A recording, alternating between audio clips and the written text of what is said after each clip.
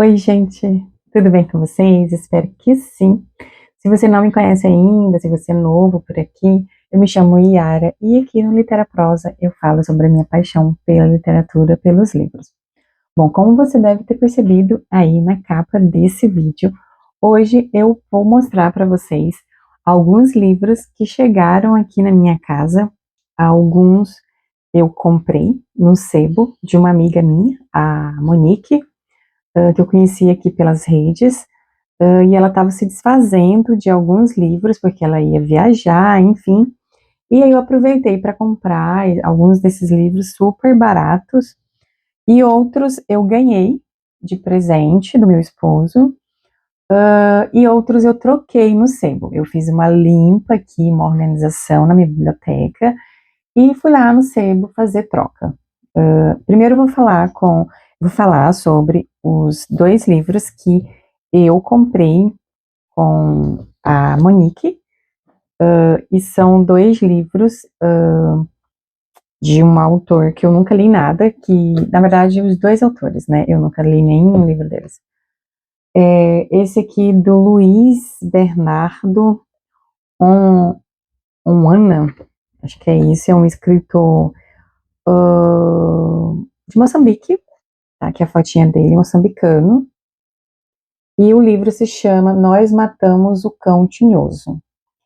E esse livro saiu pela editora Capulana. Eu nunca li um livro da editora Capulana, eu acho, e esse ano eu quero ler mais escritores, né, mais literatura africana em língua portuguesa, e eu já estava com vontade de ler esse livro, né, Nós Matamos o Cão Tinhoso, já tinha visto algumas coisinhas sobre esse livro em alguns poucos canais aqui no YouTube que comenta. E aí eu fiquei muito feliz, né, com essa minha aquisição, que faz parte de uma coleção Vozes da África, e parece que é um livro bem interessante. Eu só vi, assim, por cima, alguns comentários. Não gosto muito de ficar vendo muitas resenhas a fundo, né, para eu ter um pouco de surpresa mesmo. Enfim, tá aqui, né, essa minha aquisição. Outra aquisição aí no sebo da Monique, né, ela tem um canal que se chama Folheando, foi o Água de Barrela, da Eliana Alves dos Santos Cruz, que é uma escritora brasileira. Eu acho que essa aqui é a primeira edição desse Água de Barrela. Eu não sabia que ele era tão, assim, robusto. Eu achei em folha branca, eu não gostei disso, mas tudo bem, foi bem baratinho. E tô animada para ler, para conhecer, né? É bem falado, né? Bem conhecido esse livro da Eliana. E nunca li nada dela e estou aqui nessa expectativa. Mas ele é bem grosso, né? Ele é bem, sei lá, tem quantas páginas aqui? Mais de 400 páginas, então é bastante. Agora eu vou mostrar três livros que eu ganhei do meu esposo, agora no fim do ano. E o primeiro livro, que eu queria muito esse livro, na verdade eu queria todos os livros dessa editora, Meia Azul. Eu acho assim, um projeto gráfico, a proposta dessa editora muito interessante, que é uma proposta de resgatar escritoras que são pouco conhecidas, me parece que é de várias nacionalidades, né? Não tenho certeza, né? Esse aqui eu sei que ela é uma escritora francesa. Ela vai falar assim, ó, coleção Meia Azul, meias azuis, antiga expressão pejorativa para desdenhar de mulheres escritoras, que ousassem expressar suas ideias e contar suas histórias em um ambiente dominado pelos homens. Com a coleção Meia Azul voltada para narrativas de mulheres, queremos reconhecer e ampliar a voz dessas desbravadoras. Então, assim, eu tenho muito interesse nisso, né, nesse assunto, né, em ler escritoras que foram esquecidas, apagadas, né, negligenciadas aí pelo cânone, pela história oficial, não só do Brasil, mas também do mundo, enfim. Esse aqui, Ruth, é um romance, vou ler aqui a sinopse para vocês.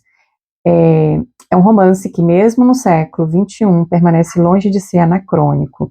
Sua narrativa ágil convida o leitor a saborear cada página com renovado entusiasmo e crescente curiosidade sobre o desfecho da relação tensa, intensa e paradoxal entre Ruth, a jovem excêntrica e fora do comum, e Eric, o professor brilhante, idealista, mas conformado a uma vida medíocre pela lealdade à esposa adoentada. À primeira vista, Ruth parece desempenhar o papel da órfã pobre acolhida por uma família gentil. Contudo, sua presença gradualmente desestabiliza o status quo da tradicional família burguesa. Essa é a fala da Ana Laura Prats, psicanalista. Então, esse livro é publicado em 1895 pela André Salomé. E assim, eu estou bem interessada e gostei muito que meu esposo me presenteou com esse, né, com esse livro. E a tradução desse aqui é da Inês Lombauer. Não sei se a pronúncia está certa, mas fica aqui essa edição maravilhosa, esse projeto gráfico lindíssimo. Eu acho essa capa perfeita. Olhem essa capa, eu vou abrir aqui, ai meu Deus. Então tá aí, um livro resgatado de 1895. Quero mostrar aqui também para vocês outros 2 livros. Esse aqui é mais para minha pesquisa mesmo. Eu pesquiso uma escritora que foi apagada, que é a Júlia Lopes de Almeida, que está sendo resgatada, que está sendo lida, que está sendo publicada, vamos dizer assim, que da década de 90, agora do século do século XX em diante, né? A partir de 1980, 1990, principalmente agora com os anos 2000, com a Alice da Fulvestre, tudo isso colabora muito, né? Para que essas escritoras elas voltem à tona, voltem a ser editadas, a serem conhecidas e lidas, né? Então, eu pesquiso a Júlia Lopes de Almeida, eu pesquiso a obra A Intrusa, que está aqui, né? Eu tenho essa edição bem velhinha aqui, a partir da perspectiva da crítica textual. E, bom, por isso que esse livro aqui, né, Imprensa Feminina e Feminista no Brasil, século XX, de 1900 a 1949, da professora Constância Lima Duarte, por isso que me interessa muito, só que ele comprou o volume 2, era para ser o volume 1 primeiro, né, que eu quero, ele ainda vai ter que me dar o volume 1. Então, ele comprou aqui para mim, me deu de presente esse trabalho belíssimo da professora Constância. E aqui esse é um dicionário ilustrado que tem informações dessas escritoras que, em sua maioria, elas escreviam primeiro no jornal, elas escreviam crônicas, romances nos folhetins, enfim, elas publicavam, né, escreviam em jornais, fundavam jornais, escreviam ensaios, textos, né, reflexivos, enfim. Então o jornal foi muito importante, né, para a ascensão intelectual das mulheres profissionalmente, né. Então esse livro é muito bom, ele saiu pela Autêntica, eu já vi, assim, já comecei a ler. É um livro de consulta para quem se interessa, mas eu acho que também não só para quem se interessa, eu acho que para quem gosta de ler. Acho que tem muita coisa boa que você também vai gostar, porque não é só do jornalismo isso aqui é para as mulheres que escreviam como um todo, assim, independente de ser da área do jornalismo ou não, tá? Fica aqui também essa minha indicação, enfim. Também ele me deu esse livro aqui que eu nem abri ainda, que é da Isabel Allende, com o seu Mulheres de Minha Alma. Eu sou apaixonada pela Isabel Allende, eu tenho vários livros aqui dela. Eu sou apaixonada primeiramente pela minha Clarice Lispector, né? Mas de escritora, assim, estrangeira, latino-americana, hispanohablante, vamos dizer assim, eu sou apaixonada pela Clarice Lispector ou pela Isabel Allende. E eu não tinha esse, Mulheres de Minha Alma, sobre o amor impaciente, a vida longa e as boas bruxas. E eu acho que, muito possivelmente, você conhece, né? A Isabel Allende é muito conhecida, ela é uma escritora muito ativa, né? Ela tá viva e já tá bem idosa, ela nasceu em 1942, acho que esse ano ela completou 80 anos, ou foi o ano que passou, agora 2025, não lembro bem ao certo, mas ela escreve muito e ela tá muito forte ainda. Enfim, tem esse aqui também chegou aqui na minha casa.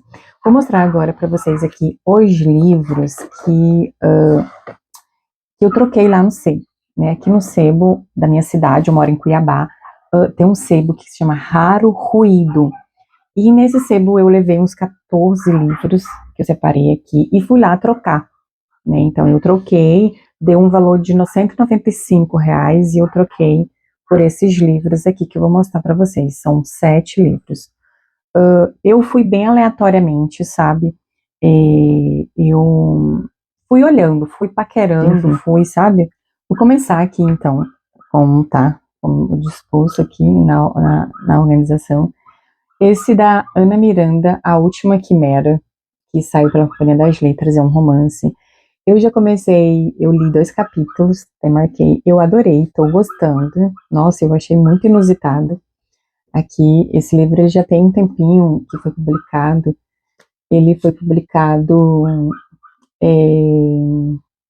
acho que na década de 90, deixa eu ver aqui para não ficar falando besteira. 95, isso mesmo. E pelo que eu vi aqui, a escritora vai escrever, né, a partir de uma personalidade que é o Augusto dos Anjos. Então ela vai se debruçar neste livro sobre a vida e a obra de Augusto dos Anjos.